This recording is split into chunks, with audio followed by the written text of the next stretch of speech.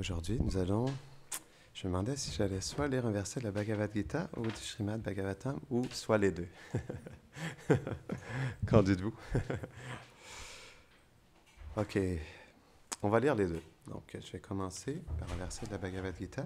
Mais avant de commencer, Om Namo Bhagavate Vasudevaya.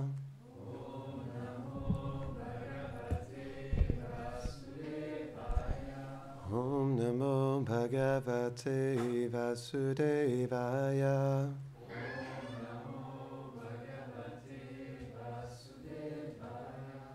Om Namo Bhagavate Vasudevaya.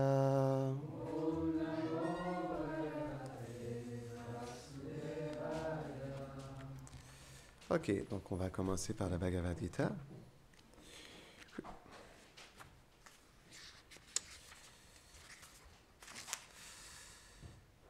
Ok. C'est le chapitre 2, verset 19. Ya enam veti hantaram yaschainam manyate hatam hubo taona vijanito nayam hanti nahanyate. Traduction. Ignorant celui qui pense que l'âme peut devenir un meurtrier ou une victime. L'âme ne tue ni n'est tuée par quiconque. Commentaire. Étant d'une nature purement spirituelle et éternelle, l'âme ne peut jamais être la cause d'un meurtre ou devenir une victime. Elle est située au-delà de la matière. Donc ça, c'est le premier point. Deuxième point, dans le Srimad Bhagavatam, dans le 4e chant, chapitre 19, verset 34, Masmin Maharaj Kritasmachin Chintam Nisha Mayasmad Vacha Adritatma Yadyayato Taivahatam Nukartum Mano Tirushtam Vishate Tamundam. Donc c'est un long verset, mais je vais lire la partie qui est pertinente pour nous aujourd'hui. Souvenons-nous toujours que, devant les interventions de la Providence, nous ne devrions jamais éprouver de chagrin. Et plus nous tenterons de remédier à ces situations contraires, plus nous nous enfoncerons dans les profondes ténèbres de la pensée matérialiste. Teneur est portée. Parfois, les personnes saintes doivent également affronter les revers de l'existence. Mais des incidents de cette nature devaient être considérés comme étant envoyés par le destin. Même si l'on a des raisons de s'affliger, il faut éviter de lutter contre ces revers de fortune, car de tels efforts ne contribueraient qu'à nous plonger davantage dans les plus profondes ténèbres de l'anxiété matérielle. C'est ce que nous conseille également Sri Krishna. Plutôt que d'être perturbé par ces situations, il faut les tolérer. Jai. Ça fait du bien de recevoir la connaissance transcendantale dans notre vie parce que ça nous donne la vraie vision sur ce qui se passe réellement dans notre vie. Om Agyanatimirandasya Gyananjarasharakaya Chakshurun Miritam Jena Tasmai Shri Gurave Namaha Shri Chaitanya Manobishtam Stapitam Jena Bhutale Swayam Rupa Kadamayam Darati Svapadantikam He Krishna Karuna Sindhu Dinabandho Jagatpate Gopisha Gopika Kanta Radha Kanta Namostute Tapta Kanchana Gaurangi Radhe Brindavaneshvari Vrishabhanu Sute Devi Pranamami Hari Priye Vanshakalpatarubhyashta Kripa Sindhubhya Hevacha Patitanam Pavanebhyo Vaishnavebhyo Namo Namaha Jaya Shri Krishna Chaitanya Prabhu Nityananda Shri Advaita Gadadhara Shivasadi Gaura Bhakta Vrinda Hare Krishna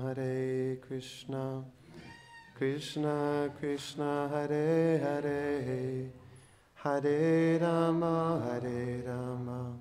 Rama Rama Hare Hare Namo Vishnupadaya Krishna Prasthaya Bhutale Shrimate Bhaktivedanta Swaminiti Namine Namaste Saraswati Deve Gauravani Prachadine Nirvishesha Shunnavadi Pashtatyade Shatadine. Donc j'ai des petites notes avec moi parce que comme le cerveau il est très petit et dans l'ère dans lequel nous vivons, notre mémoire est aussi très petite, c'est parfois ou la plupart du temps difficile de se rappeler de tous les détails. Et donc pour ne rien oublier du précieux nectar de cette connaissance transcendantale, j'ai quelques notes avec moi. Donc certaines introspections que j'avais ce matin par rapport à ce sujet. OK, donc on avait parlé dimanche passé du faux ego. Et comme c'est un sujet qui est très complexe et qui nous affecte beaucoup, je trouvais ça important de revenir sur ce sujet parce qu'il est la chose la plus subtile dans ce corps subtil. Et le problème avec le faux ego, c'est qu'il contamine. C'est sa fonction principale. Il contamine notre intelligence et notre mental. Quand il contamine notre intelligence, il nous fait percevoir les choses d'une certaine manière. Il nous donne une expérience d'une certaine manière, parce que ce qu'on peut dire que l'expérience, elle est subjective. Est-ce que l'expérience, elle est subjective? Non. Elle n'est pas... Non, excusez-moi. Est-ce qu'elle est objective? Non, c'est le contraire. C'est pourquoi j'ai mes notes. Donc, l'expérience, elle n'est jamais objective en réalité. Parce que il y a toujours notre faux ego qui contamine notre intelligence et notre mental. Donc, on ne devrait jamais faire confiance à notre perception. C'est pourquoi on doit baser notre vie sur Guru, Sadhu et Shastra. Guru, notre maître spirituel, Sadhu, les personnes saintes, non? Dans notre lignée transcendantale, et Shastra, la connaissance transcendantale. Parce que la connaissance, elle nous permet de comprendre les choses telles qu'elles sont. Non? OK, voyons voir qu'est-ce que j'ai trouvé aujourd'hui à vous partager. OK. On avait terminé la dernière fois avec cet aspect du faux ego. C'est simple, le faux ego nous contamine. Comment il nous contamine? Il contamine notre intelligence et notre mental en nous faisant croire que nous sommes des victimes, que nous sommes blessés, non? Et aussi, on pourrait dire dans le sens contraire, en nous faisant blâmer les autres. Parce que, par exemple, dans le blâme, on peut blâmer quelqu'un sous l'influence du faux ego ou on peut recevoir le blâme sous l'influence du faux ego. Donc, c'est pourquoi on doit faire attention quand on blâme les autres. C'est pourquoi les Vaishnavas nous expliquent que dans la culture spirituelle Vaishnava, un des deux aspects les plus importants pour dissoudre le faux ego, incluant, on pourrait dire principalement, le chant du Saint-Nom de Krishna, ça, ce sont les deux choses. Le chant du nom de Krishna et l'attitude de service, mais qui est dans le refuge de la culture Vaishnava, non? Qui est le cœur de Krishna, parce que c'est cette culture qui se manifeste dans sa demeure éternelle. Ce sont les deux tracts du chemin de fer qui nous amènent au monde transcendantal. Le chant, le pur chant du Saint-Nom, et l'attitude de service qui est dans le refuge de la culture Vaishnava. Et on avait établi la dernière fois que culture Vaishnava veut dire on ne se défend jamais et on ne se sent jamais offensé. Ça, c'est le cœur de la culture Vaishnava, non? Donc, ces deux choses sont extrêmement importantes si on veut dissoudre notre faux ego. Mais il y a 5 points que je vais vous partager aujourd'hui pour comprendre comment on pourrait dire dissoudre le faux ego. Et ça commence par le fait d'écouter sur le faux ego, comprendre comment il nous contamine dans notre vie de tous les jours. Parce que le faux ego, c'est une vibration, tout est énergie, et cette vibration, elle contamine notre conscience, elle peut même contaminer notre corps lorsqu'on bouge, notre voix lorsqu'on parle, lorsqu'on chante, notre mental lorsqu'on pense, lorsqu'on désire et lorsqu'on sent, non? Et notre intelligence lorsqu'on discrimine sur ce qui nous arrive ou comment on perçoit les circonstances externes. Et donc, on avait aussi parlé du fait que le faux ego, il veut toujours se défendre, non? C'est sa fonction principale, il veut se défendre. Parce qu'il cherche à protéger notre illusion. C'est ça le faux ego, c'est balèze. Le faux ego, il veut nous garder dans l'illusion, il veut nous protéger. C'est comme une bulle qui nous pousse à rester dans cette illusion. Et donc, je méditais là-dessus ce matin, et je trouvais que c'était intéressant. Je me disais, en fait, servir le faux ego nous permet uniquement d'obtenir les qualités et les fautes de notre conditionnement. C'est intéressant. Donc, OK. Qu'est-ce que, on pourrait dire, le fait de se défendre avec le faux ego, qu'est-ce que ça nous permet d'obtenir en réalité? Ça nous permet juste de garder les qualités et les fautes de ce conditionnement. Donc, plus on est dans le faux ego, plus on se contamine et plus on s'absorbe et on garde ses qualités matérielles et ses fautes matérielles aussi. Et ça ne nous permet pas, malheureusement, de développer les réelles qualités de l'âme. Non. Et l'attitude de service de l'âme. Tout au contraire. Plus on se défend, et comme c'est expliqué, même dans des revers de situation, plus on tombe, c'était quand même intéressant ce verset, plus on tombe dans la pensée la plus profonde de l'existence matérielle, de l'anxiété matérielle et il disait des ténèbres de la pensée matérialiste. Non? Pourquoi? Parce qu'il faut comprendre que le faux ego, il défend notre illusion et ça, c'est un problème. C'est en quoi ça nous contamine. Ça nous contamine dans le sens où c'est comme un voile qui nous aveugle et qui nous ne permet pas de vivre dans notre vérité. Et ça, c'est un problème. Pourquoi? Parce que le faux ego, c'est notre plus grand compagnon et notre plus grand fauteur de troubles. Et il est là à chaque instant. On avait dit que c'est comme un gant, on va dire, X-mal, qui nous colle vraiment très, très, très bien à la peau de notre conscience. Et à cause de ça, malheureusement, on filtre pratiquement tout à travers le faux ego. Et en plus, ce qui est balèze, on est fier de ça. On est fier d'être en colère. On est fier d'être orgueilleux. On est fier de se défendre.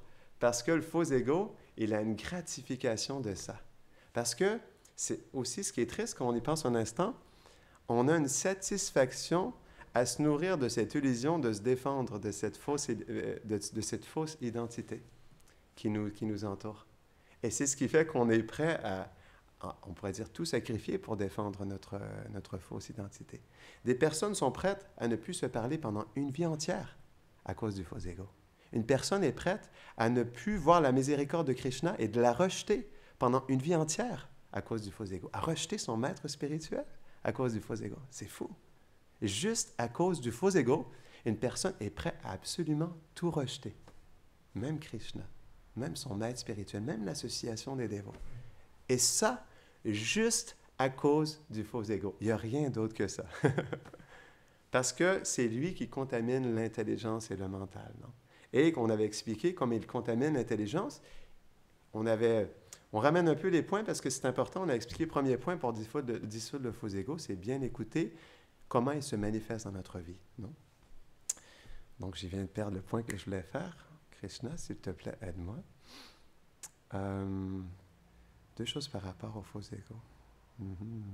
En tout cas, ça va revenir. Souvent, on dit « Ah oui », et ça revient. Mais donc, le point, c'est que, OK, on expliquait, donc on cherche toujours à se défendre, et c'est ça qu'il faut faire attention. La chose qu'on ne comprend pas, c'est qu'on n'arrive pas à comprendre que tout ce qui nous arrive est un résultat de nos activités passées. Ça, c'est la réalité. Non. À la fois pour les personnes qui ne sont pas dans la vie spirituelle et les personnes qui sont dans la dévotion. Parce que c'est un monde de karma. C'est comme ça que ça fonctionne. Et l'âme suprême, il est absolument conscient de toutes nos activités passées. Absolument toutes. Dans tous les moindres détails. Et c'est lui, en pleine conscience, qui nous donne le résultat de toutes nos activités passées. Et c'est pourquoi chaque chose qui nous arrive, absolument chaque chose qui nous arrive, c'est l'âme suprême qui est conscient de ce que nous avons fait dans nos activités passées, et selon chaque activité qui nous donne un résultat égal. C'est comme ça. Et donc l'âme suprême, il est conscient d'absolument tout. Et donc c'est pourquoi ce qui nous arrive, on peut, dans le premier verset de la Bhagavad Gita que j'avais énoncé, Krishna il dit, il n'y a pas de victime, il n'y a pas d'agresseur, il n'y a que le karma. Il n'y a que le karma. Et bien sûr, l'âme influencée par le faux ego, les modes de la nature et son karma, à travers son libre arbitre qui est contaminé par toutes ces choses, elle agit. Mais tout de même, tout ce qui se passe, tout est enclenché par l'âme suprême donc il n'y a pas un brin d'herbe qui bouge sans la sanction du divin, non? Et donc c'est lui qui sanctionne tout selon nos activités passées. Et les autres deviennent les instruments de notre karma, ce que j'aime appeler le retour de notre karma. Donc tout. Donc c'est pourquoi, plus on se défend, et plus on est aveugle à la présence de Krishna dans notre vie, tout simplement. Parce que absolument tout est sanctionné par Krishna. Absolument tout. Donc et le Vaishnav, c'est pourquoi justement, le Vaishnav, il a besoin de développer la tolérance. Et cette tolérance, elle se développe à travers deux choses. L'humilité et la foi en Krishna. En comprenant que Krishna, il m'a mis dans cette situation pour une raison bien précise. Parce que le Vaishnav, il comprend, j'ai dû tellement faire d'erreurs dans mes vies passées.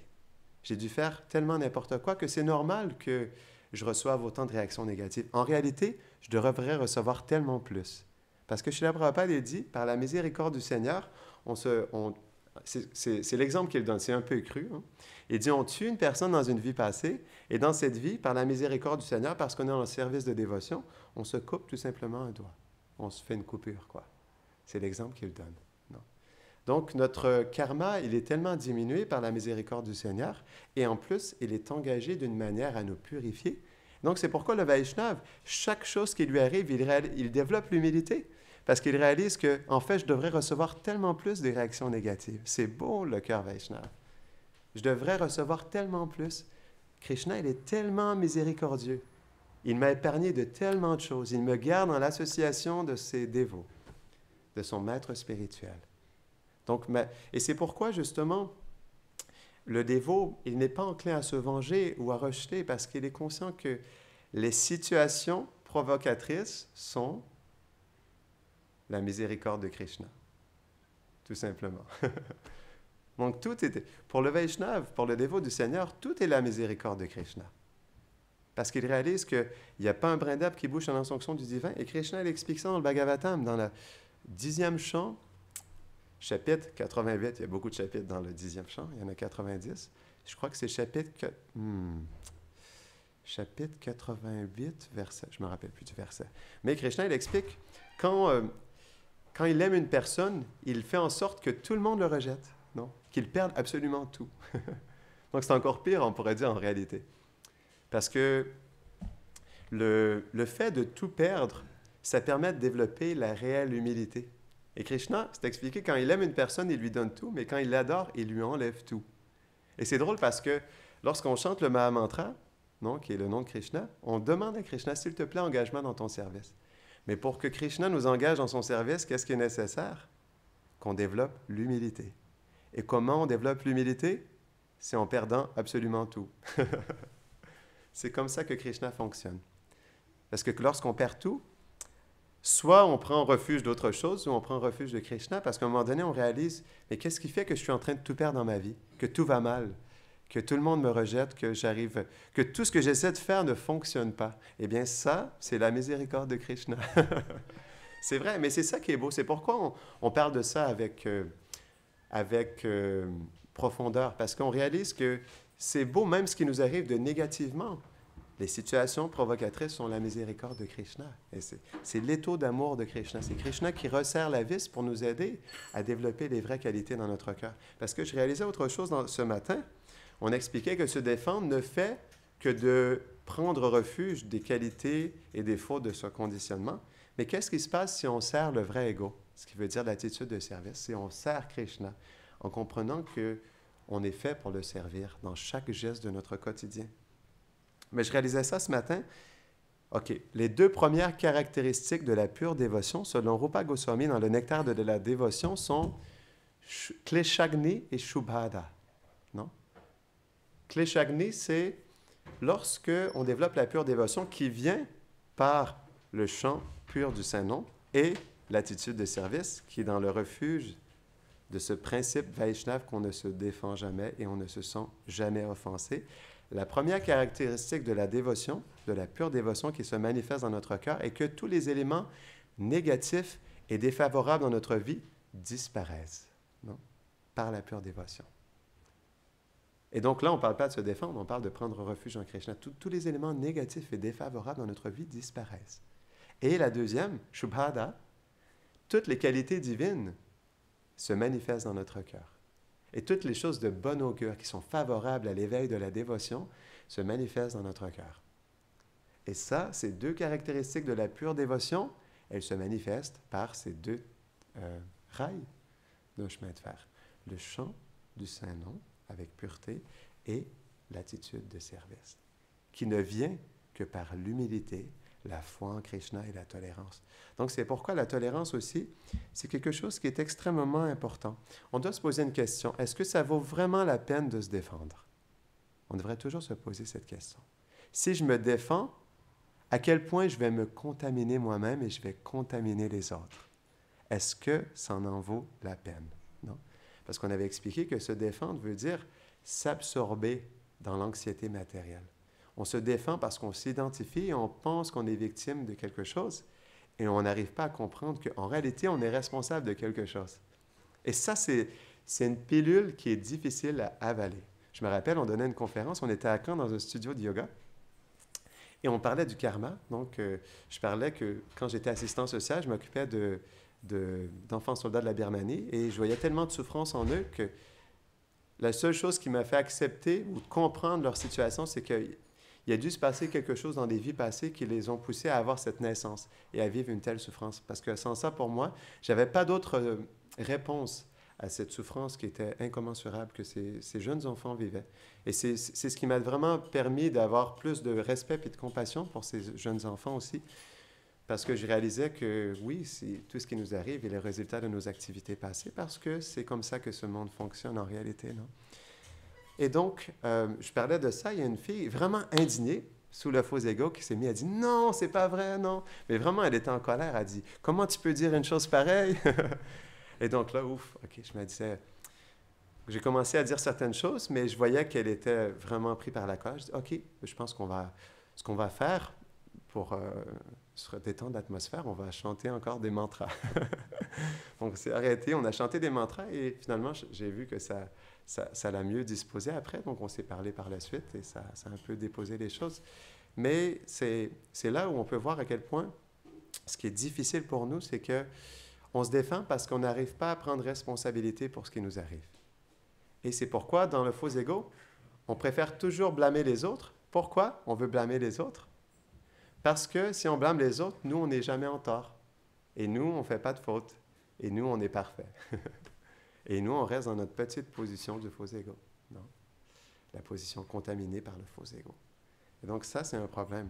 Donc, c'est pourquoi on devrait toujours se poser la question avant de blâmer quelqu'un, parce que blâmer quelqu'un, ça peut être très contaminant pour nous et les autres.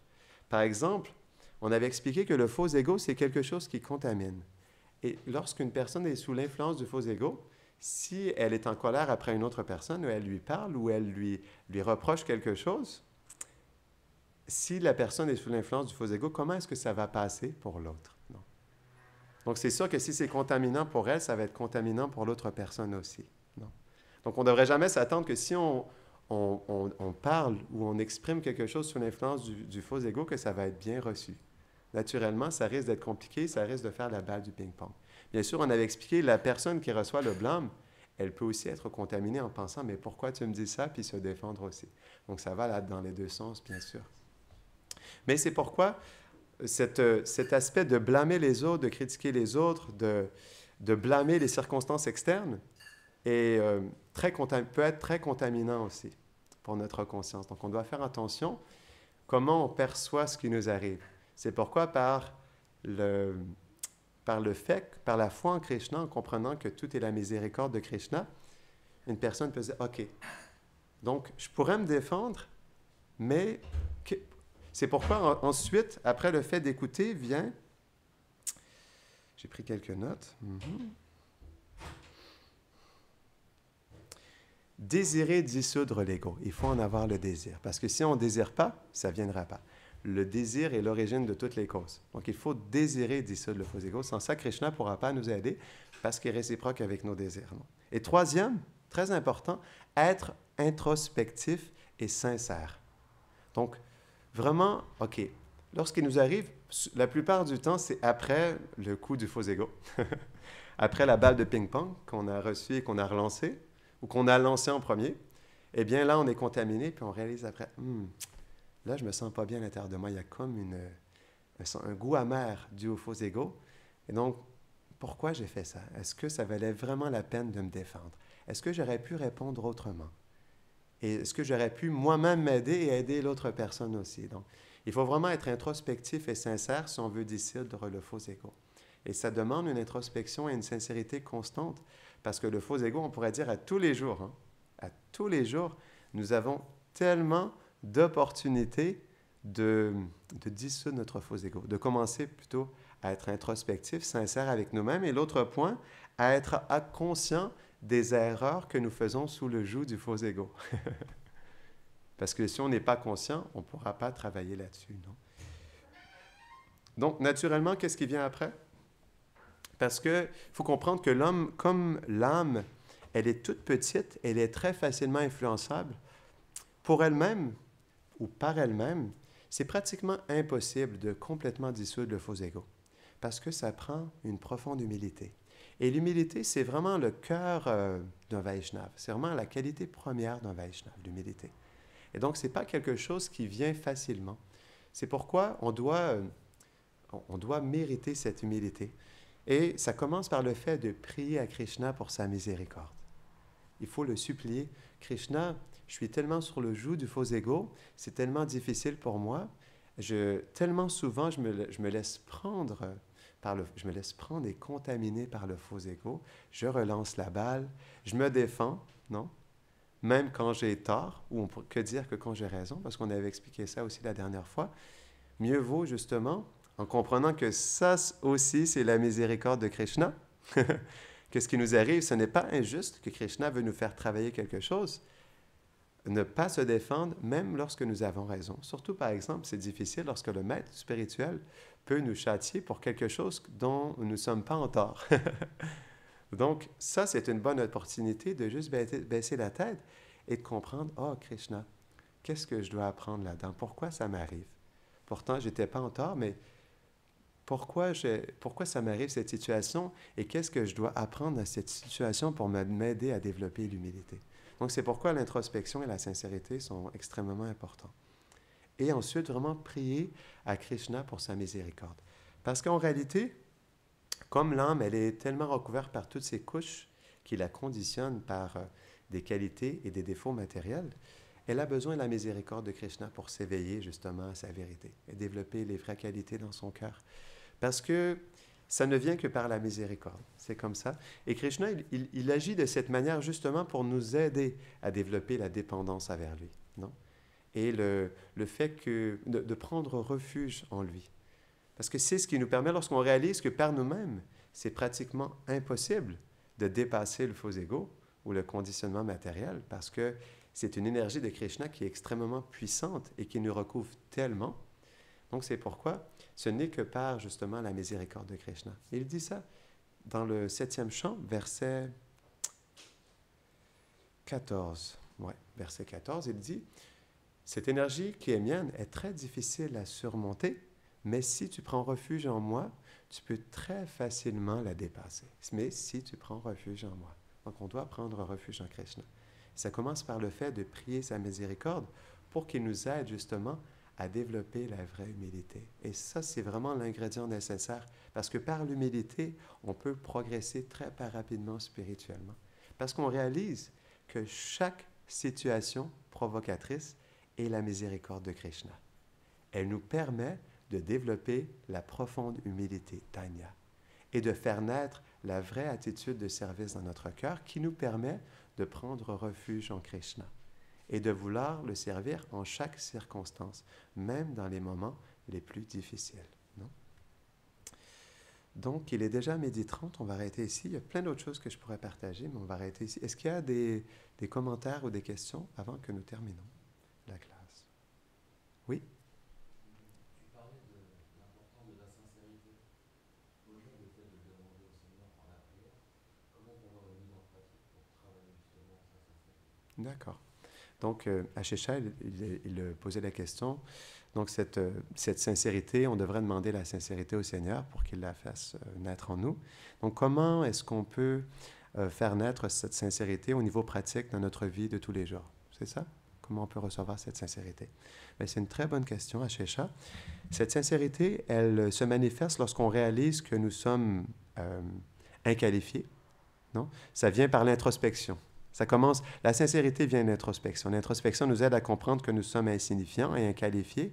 Et ce sentiment de regret d'être petit, d'avoir fait tellement d'erreurs dans ce monde, nous pousse justement à se disposer d'une manière à agir, mais vraiment dans un service sincère envers Krishna, non? Et les Vaishnavas. Donc c'est par l'introspection que l'insincérité peut naître. Cette introspection nous fait voir nos erreurs. Ce qu'on avait expliqué, désirer écouter sur le faux ego, c'était quoi ensuite? Écouter sur le sujet du faux ego, désirer dissoudre l'ego, être introspectif et sincère. Mais la sincérité vient par l'introspection. Parce que l'introspection nous fait nous sentir petits, et dans cette petitesse, on réalise l'importance de prendre refuge en Krishna et de le prier, justement, pour qu'il nous aide dans notre vie au quotidien, pour qu'on puisse être protégé, justement, de l'influence du faux ego. Est-ce que ça répond à ta question? Oui, ça va. Est-ce qu'il y a autre chose? Grantharaj Srimad Bhagavatam ki Janitai Gora Premanande.